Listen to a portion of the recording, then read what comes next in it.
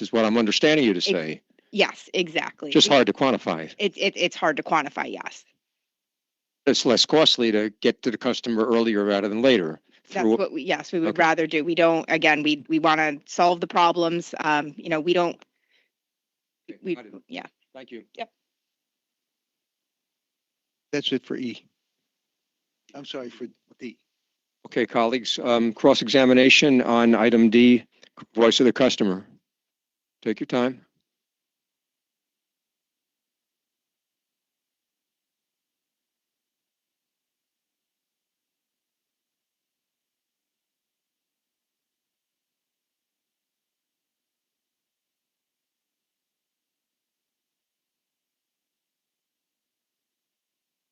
Okay, very good. We'll move on to item E, billing accuracy and back office, including customer payment processing.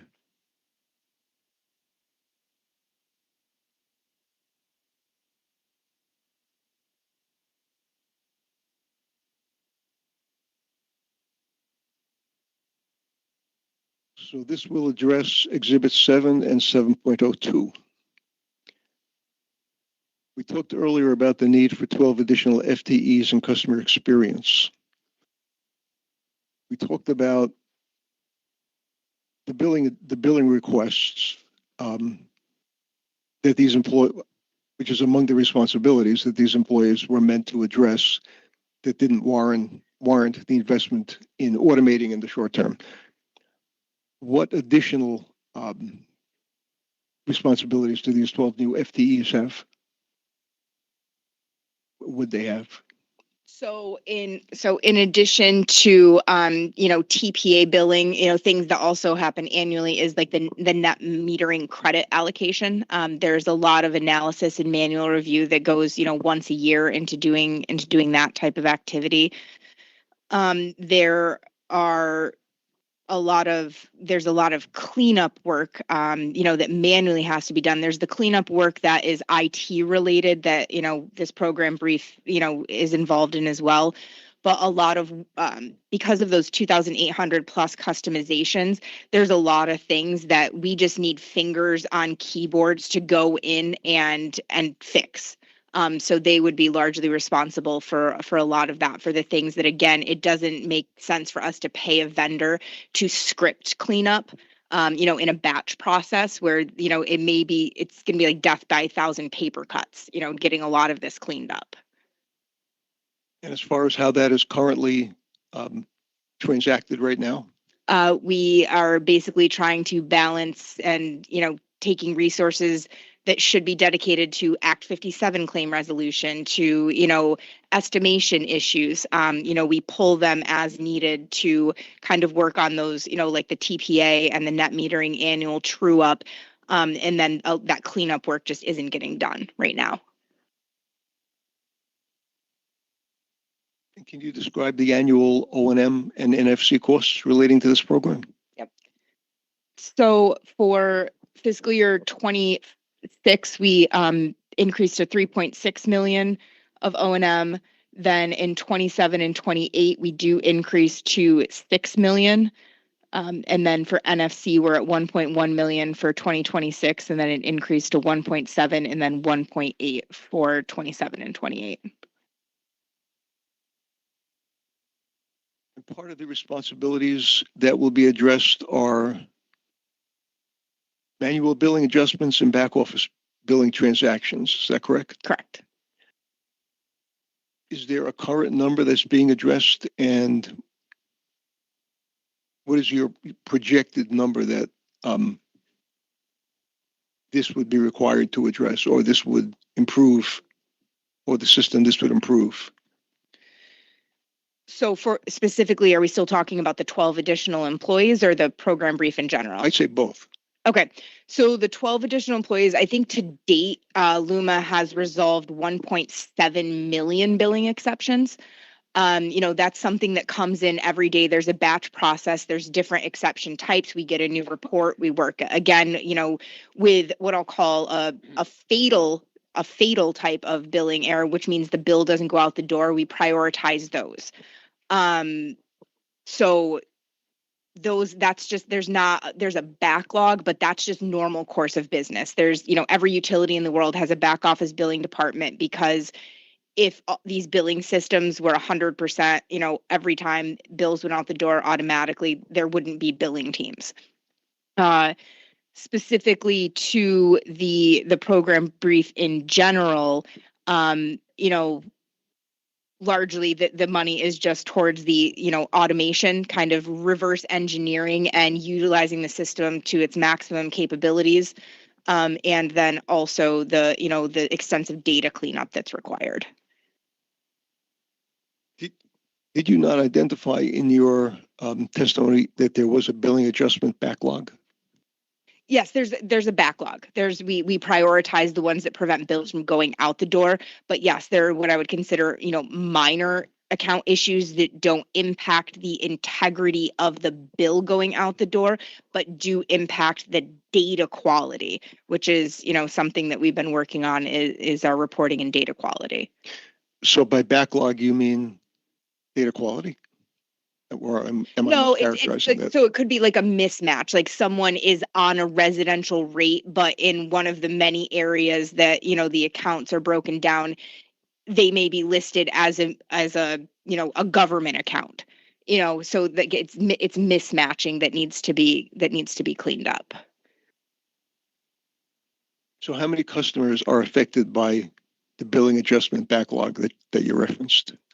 I believe so. It's less than 2% that are impacted by what I'll call the fatal errors that prevent the bill from going out the door that we're working every day.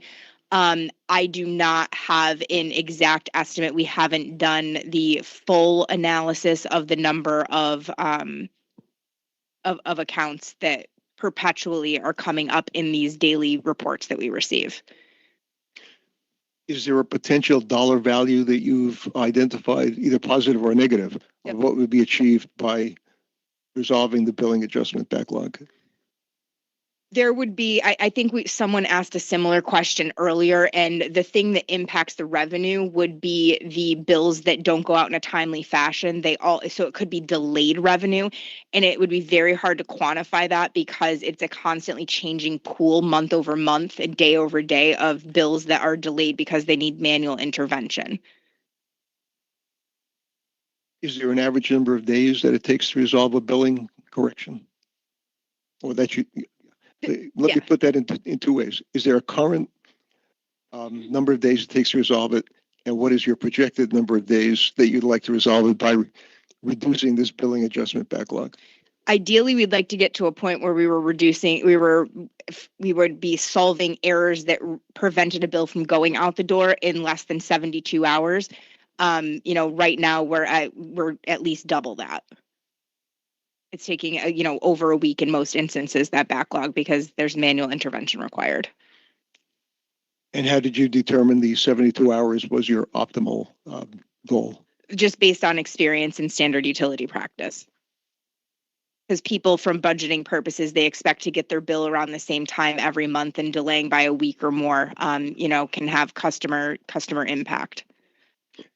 And this is residential as well as all customer other classes. All customer classes. We prioritize industrial and large commercial because obviously those are bigger dollar amount bills. So when we, the daily work plan, they do prioritize those higher value bills, getting those corrected. Would there be more residential customers affected than other rate classes? Proportionally, yes, proportionally, there's a lot more residential customers than any other customer class. So yes, it's largely residential.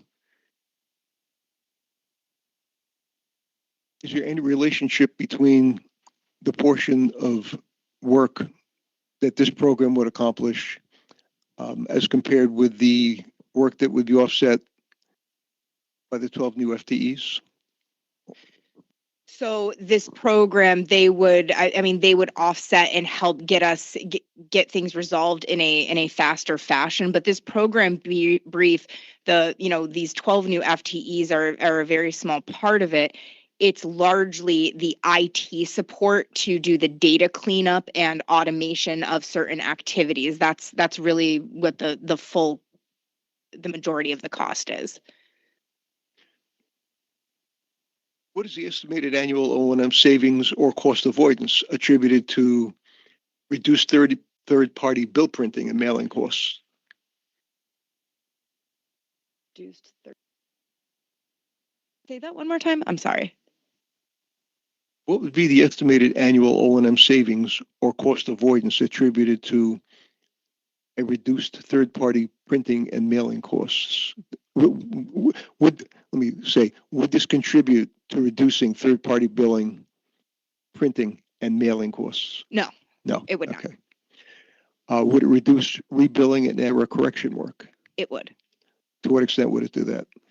To what extent would it would do that? When we normalize and get a lot of automated processes in place, and also with the rollout of AMI, because we'll be getting more accurate reads in a more consistent fashion, it would reduce the number of cancel rebills that needed to happen if someone was estimated, for a couple of months and then we got an actual read.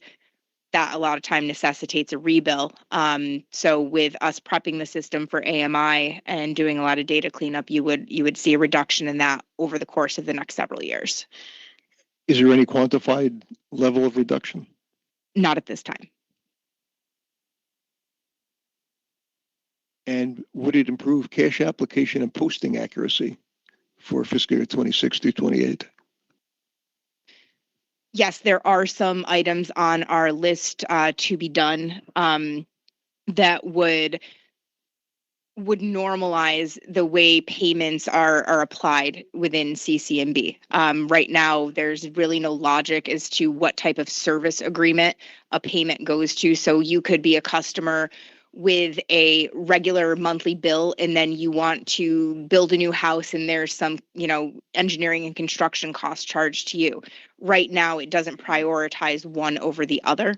So it would impact the payment application, because we're going to make sure that the actual consumable energy charge is always the priority. And is there any identified savings associated with that? There is not. It's just a standardization and normalization.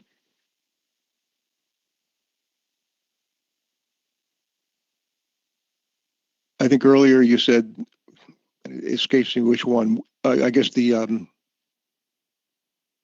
customer technology enhancements were basically department shared or related costs.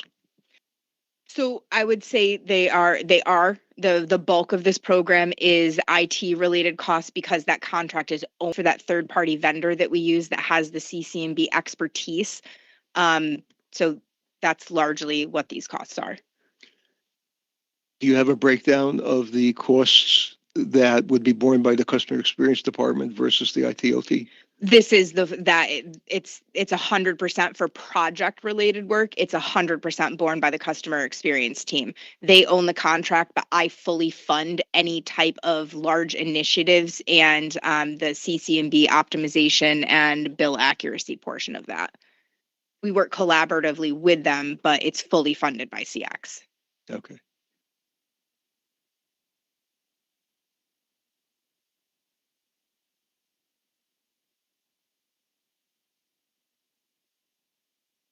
You note that billing accuracy improvements are expected to support revenue protection and days sales outstanding reductions. Correct. What is the current days sales outstanding, DSO, for Luma's retail customers? About 90 days. About 90 days. And what is the target assumed for fiscal year 26 to 28? Well, ideally, we would like to get everyone, within 30 days, get everyone to, pay before the next bill comes out. But right now, there is not a set target. Right now, what we are working on is part of this program brief is the data cleanup to help determine, exactly what is collectible, because that will impact the DSO calculation. Because right now, the denominator includes monies for that calculation, includes monies that truly are not collectible. And you said the target is within 30 days? I mean, ideally, it's not a set target, but I mean, that's, I think, what every utility strives for, is to have everyone pay their bill on time and in full before the next one goes out. And are there annual carrying cost savings reflected in the revenue requirement for this day sales outstanding reduction? No.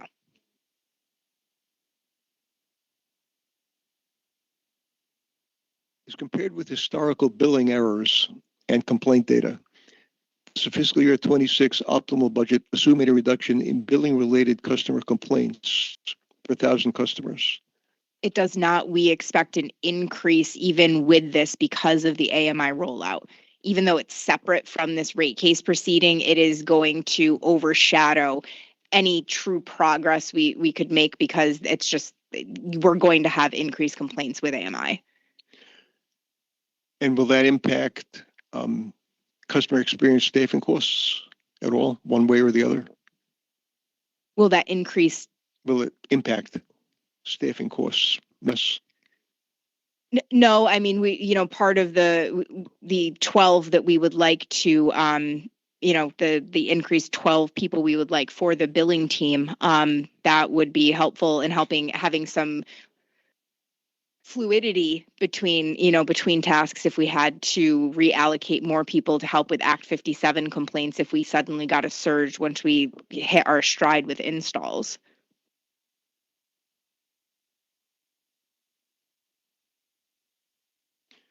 These activities relate to implementation of the Energy Bureau's model bill or any other regulatory requirements? There is some of the funding is placeholders for any additional riders that we may end up having to put on the bill. So the work associated with that is part of this.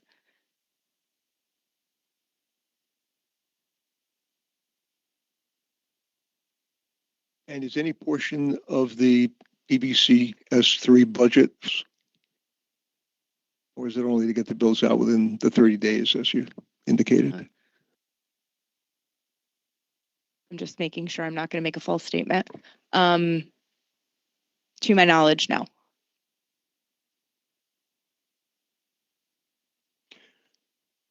If the billing accuracy and back office program were to be delayed by a year, for example, shifting the implementation to fiscal year 27 rather than fiscal year 2026, what would be the effect on annual O&M cost savings to customers in fiscal year 2026? If we were to not fund, Delay it for a year. It would push back the timelines for essentially everything that we're trying to accomplish, which is data accuracy. So our reporting would continue to, go out the door with an asterisk on it. And then additionally, it would push back our upgrade to a new CCMB cloud-based system by a year. And finally, we would not be able, because of that delay, to fully utilize all of the benefits that AMI is going to bring our customers. So the system wouldn't be in a position, to really be able to let our customers fully realize the benefits of AMI. So would that equate to basically delaying the benefits of AMI for a year if this were delayed for a year? Yeah, it would delay all of those things for a year. But the cost you already would have incurred for AMI. Right. Right. Yeah. Yes. So if you're looking at a financial calculation, you just lowered the net present value of the whole enterprise. Exactly. By some small amount. Sure. Okay.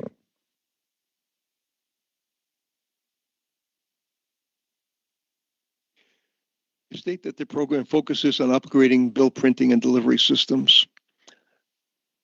What bill print and delivery upgrades does this include? So for the bill print and delivery, that portion of this program brief has been completed. They onboarded in front end transition shortly after. current bill render and print vendor. So that has just helped to get bills out the door in a more timely fashion without the systems that were in place at front end transition were past their life with no business continuity plan if that equipment were to break. So there'll be no further upgrades to the system in that respect. Correct. Yeah, the bill, I mean, we have to work with that bill print vendor when we make changes to the bill because again, we send a flat file to them to make sure the bill presentment, and we have to provide model bills to the PREB. But no, there's no changes to that backbone planned at the moment. And will there be any impact to producing customer invoices if Luma's resources were kept at current levels? The bills that are going out the door would continue to go out the door, but the number of exceptions would, likely increase if we were to stop work on our CCMB stabilization and optimization plan. So it could, in theory, result in delayed revenue because those backlogs of work could continue to increase. And do you know the level of backlog that will continue? We typically, run with anywhere between like 20 to 40,000 exceptions, that we're actively working. So yeah, but again, it doesn't always mean that the bill doesn't go out the door. It's just that small unbilled percentage where the error that needs to be corrected is large enough that it actually prevents the bill from generating. You state the key upgrades include the acquisition of new hardware and software. How did you determine what hardware and software is necessary? So that was completed shortly after front end transition, and there was an RFP run for that. So I was not here for that, but my predecessor and the team at that time did an analysis of the existing equipment and then went out to market for a bill rendering and print vendor. Does Luma itself do back office processing and service order paperwork? Yes. So for the back office piece, which is different than the bill print, yes, we do. Right now, the service orders are all worked manually. That is one of the things that we are looking to automate within the next year. I believe the workforce management system is being deployed. Does that sound about right? Trying to. Okay. Within the next year, there's an enterprise-wide workforce management system that will roll out. And once that's rolled out and Kevin's team, is utilizing it, then we will integrate with CCMB, and that will be that service order closure. That's one. A lot of the work that the back office does, I would say, is typical of any utilities back office billing team. The one thing that is atypical is that we process these service orders manually. But it's an improvement because my understanding is that right after front end transition, all of this work was being done on physical paper. But at least now it's in a system. So where are we right now? Is it all still the current previous system? We're no longer processing paper, but it's within a SharePoint site essentially. They have an app that Kevin's team uses that then transfers that information into a SharePoint that my team works out of and then puts into CCMB the account updates, which is obviously not the most efficient way, which is why it's critical that we get these integrations done, which requires the support of this third-party vendor that makes up the vast majority of this budget.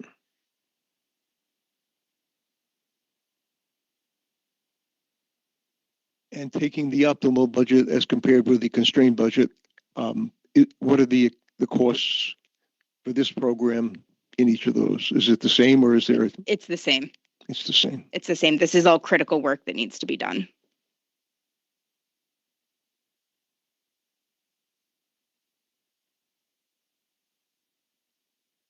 In the program 7.02, there's a section that's characterized as gaps, and there's a little note above it that says gaps in green are closed. Yep. if I'm not mistaken, no gaps are in green. Are there no closed gaps in this program? Hold, please. Let me just verify.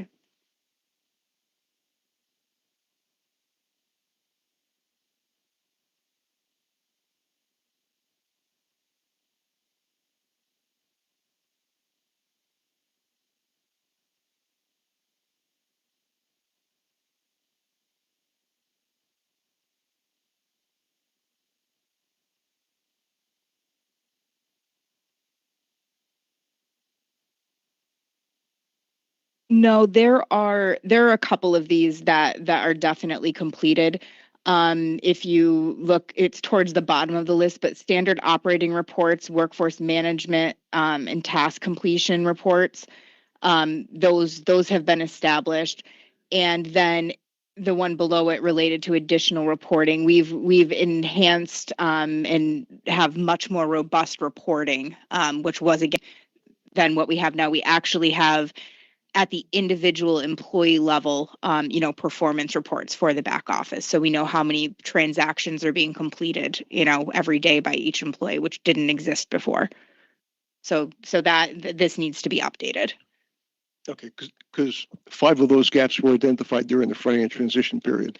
So it would seem that at this point, Yep, they may well have been, should have been addressed. I bet you'll update that, you said? So that we'll need to update this, but the one thing to say is that during front end transition, Luma was not given access to CCMB, and my understanding is that the RFIs that they sent over the fence were largely either not responded to or were given incomplete answers. So, a lot of this in front end transition, they didn't realize the magnitude of the problem that they were inheriting. So there was a communication gap between Luma and who? And PREPA. In terms of, but they were not able, Luma was never actually physically saw, other than like maybe sitting next to an employee, there was never any independent access provided to Luma in front end transition for the CCMB system. Did Luma ask for it? Do you know? I do not know. I would have to imagine yes, but I was not here for that.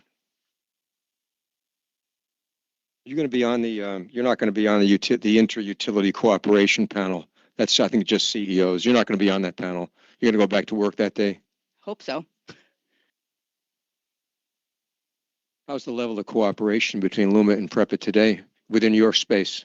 So within my space, there really is no crossover. We've absorbed and do all of the customer experience functions. So I personally have limited to no interaction. No complaints about that by you? No. Okay, thank you. Yep.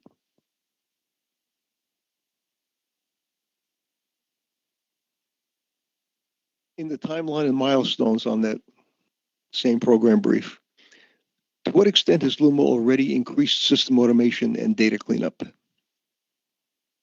So because of liquidity issues this year, there's been little to no progress. Similar with data cleanup, we did the initial, close to $400 million in data cleanup for write-offs that had never been trued up within the CCMB system. But there's been, in terms of automation, we've done a lot of standardization. There was, I believe, this is all based on trying to figure out why, but there is a typical 3-step estimation algorithm that exists within billing systems. If you don't have a read, you look at last month, and you look at last year, and then you look at like customer classes. That had been disabled within CCMB. So, that's one of the things we did. We've, it's changes like that where we've had to standardize, and it goes back to not really understanding in front end transition what they were getting into. There is a lot more foundational work that needs to be done. And now, is when the automation piece comes. I would say that data cleanup is our priority, and then automation, although equally important, but the data cleanup is really the high priority. And the goal for the complete data cleanup is by the start of AMI.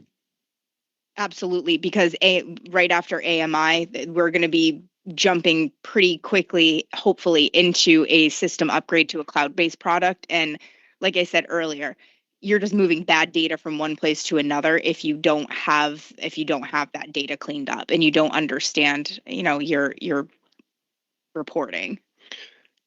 And if for one reason or another AMI implementation is delayed, how will that impact the data cleanup? Like, it will have been completed, I'm presuming, a year. Say AMI is delayed for a year. Data cleanup will have been completed a year before AMI full implementation. There's no downfall to getting the data cleaned up. I mean, sooner rather than later is the best timeline for the data cleanup. That needs, even if there was no AMI going on, this data cleanup has to happen. It's a critical foundational activity. Okay. And the timelines of milestones are not dependent on whether the optimal or constrained budget are passed. No, they're or one and the approved. same. However, any alternative amount may be problematic. Correct. Okay. And I think that concludes my section E. Thank you, Ms. Hanley, and thank you, Mr. Mazza. So is there any cross-examination on item E, billing accuracy in back office, including customer payment processing? Okay, do you? Hold on to the next. All right, Mr. DeLucio, please.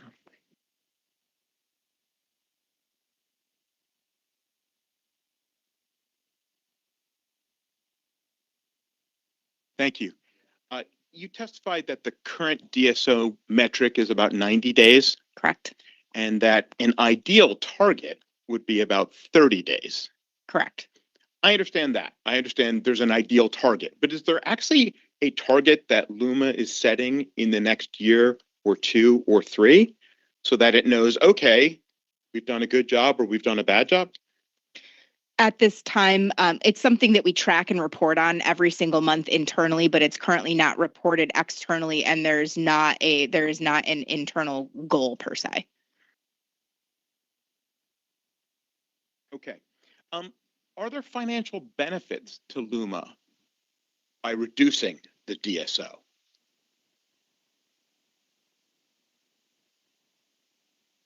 I guess, I mean, overall, there's financial benefits because more money would be coming in sooner, but Luma is not in charge of the money once it goes into the bank account. So it's not really a financial benefit to us. Okay. Directly. Would it provide additional liquidity to the system? Yes. Should it also, all else equal, cause a bad debt expense to be reduced? People are paying faster. Objection. That's a topic that it's set for another day in the agenda. Means Hanley has not testified about bad debt. In fact, she's not the witness for that topic, so I object to that. Well, let's see if she knows the answer. As I've said many times, not too many times, the scope of this case is determined by the just and reasonable standard, not by the specifics that happen to be in a witness's testimony. It's a relevant question, and let me hear it again, but let's have Ms. Hanley answer it if she knows anything about it. Sure. Could a reduction in the DSO over time have some impact on lowering the bad debt expense? Again, prefacing with I don't have a degree in finance or accounting. Yes, in theory, it would. Okay. Well, whatever the financial benefits would be from reducing DSO, is it fair to say that you have not quantified any of those financial benefits?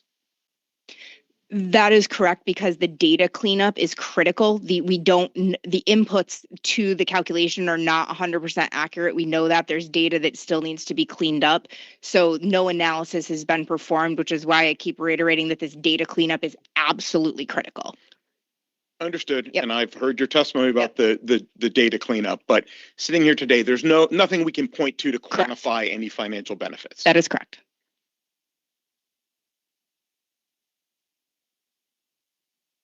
Nothing further. Thank you. Any other cross-examination on this topic, topic E? Go ahead, sir. Microphone, please. Yeah, I want to talk about what the bondholder just asked. He asked if Luma had any financial benefits by reducing the DSO, and I believe you said no. Well, not directly. I mean, we've reduced the DSO. We've collected funds, but I mean, we're not financially benefiting directly. Like we take the payments, they go into PREPA's bank accounts, and then we're funded or we're not. Excuse me, the transcript is about to become unclear, so let me make sure people are, all three of you, Mr. DeLucio, Ms. Hanley, Commissioner, are clear. There's financial benefits to Luma as a corporation, and then there's financial benefits to the system as a whole. Right. But I asked the Commissioner to clarify which he meant. I believe his question was financial benefits for the company. Is that not the case? That's why I'm asking, because it seemed to change between the two questions. So what about you, sir?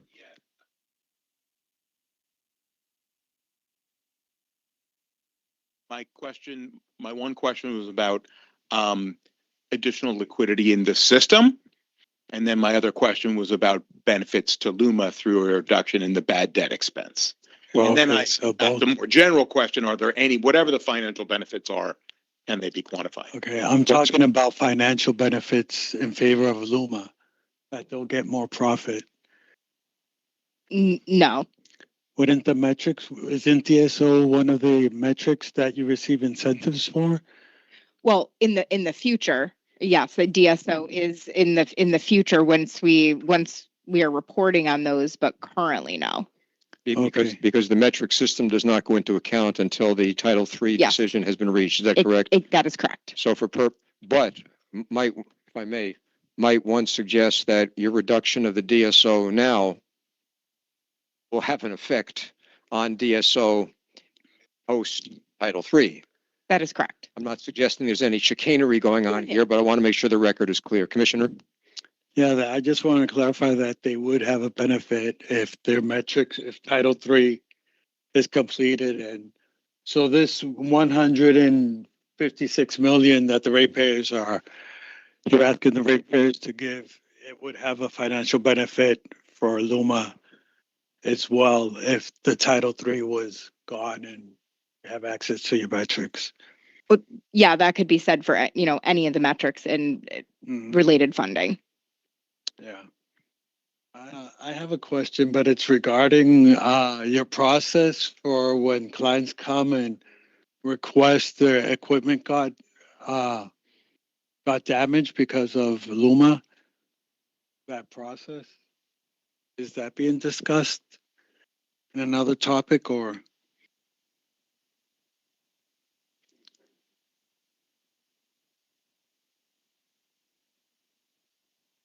I'm talking about the waiver, the liability waiver. If you could give us a chance to check after lunch in terms of our Okay. notes, we'll come back to that. Can you give me the question again, sir, please? The process that customer service uses for the liability waiver, and if customer service knows that that's in the Supreme Court, it's in the courts.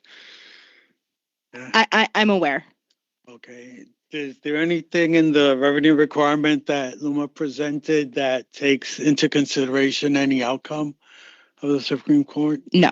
There's no amount? Not in my testimony. Okay, that was my question for Luma, if they had put an amount here pending that issue in the courts of the liability waiver. Yeah, I'm done. By the way, Ms. Hanley, has any Luma executive ever come to you and said, you need to do such and such or such and such because we'll make more money through our metrics? Absolutely. I mean not. the question seriously. Yeah, no, absolutely not. Okay.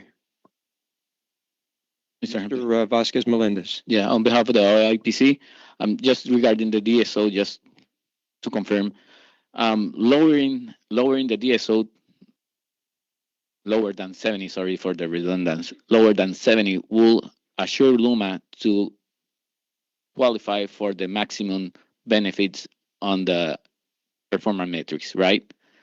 Correct. And the same goes with the ASA, right? And lowering the waiting time lower than 1.69 minutes, and your target is 1 minute, will qualify, will make Luma qualify to the highest performance metric compensation, right? Correct. And the same goes with the abandonment rate. So when Mr. Hempling or Mr. Massa ask you why, specifically with the ASA, why the 1 minute is the number and not 3, not 4, that number aligns with the metrics, with the highest achievable compensation, right? That is correct. Okay, thank you. No more.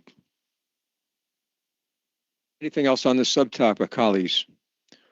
Okay, let's get ready for our lunch break. Let me mention a few logistical things very briefly. Panelists, thank you. You're certainly excused for now. Thank you very much for a productive morning, Ms. Hanley. You're certainly very knowledgeable and very helpful. There is a chance, I'm not going to make any promises, there's a chance that we'll finish this panel before 5 o'clock tomorrow. And this panel is scheduled for the entire 2 days. I think there's a good percentage that we'll have tomorrow afternoon free. And I want to talk to you, I want to ask people to think about over lunch, and we'll talk about it at the end of the day today, how we could make best use of tomorrow afternoon. Everybody with me? And what I'm thinking about, this depends on availability, and I've asked our people to check. What I'm thinking about is taking the, if you have your agendas handy, and if you look at the multi-utility cost areas, I have a copy if anybody wants to lean over my shoulder. What I want to ask people to, What I want to ask people to think about is whether it would work to have essentially the confidential sessions tomorrow afternoon. I'm not making any promises. I have to check with the availability of our questioners.